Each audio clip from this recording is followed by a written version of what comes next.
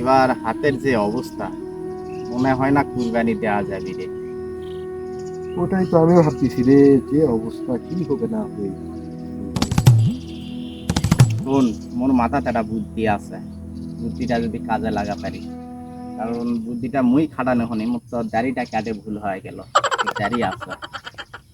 আল্লাহ দিছে, দাঁড়িয়ে আছে অনেক কিছু। মোটামুটি ঈদের 3-4 দিন আগে থেকে তুই পাঞ্জাবি একটা লম্বা পাঞ্জাবি আর টুপি পরে বেড়াবো, বুঝিস না?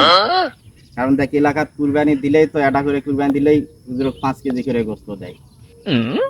এভাবে যদি 10টা গরু কুরবানি দেওয়া পারি, 25 কেজি, তুই 30 কেজি নিস, মুখ 20 কেজি দে। আর মুই খালি প্রচার করবো এটা, যে চট্টগ্রাম হাটহাজারি থাকে একবারে আলেম হয়ে আইছে। সাথে এটাও কমু যে দিনাজপুর কুরবানি ট্রেনিং রিসার্চ সেন্টার থেকে বৈজ্ঞানিক মানে শিক্ষাপ্রাপ্ত আর কি, বৈজ্ঞানিক ভাবে কুরবানি দেওয়া হয়। এটা খালি প্রচার করতে পারি। রে ভাই, বোকার মতো কথা বলিস কেন তুই? এই ছদ্মবেশ আমি ধরতে পারি? কথা কওয়ার কারণ হলো সেটা তোর যাতে বুঝতে সুবিধা হয়। ए राजा जी ए करे तरहल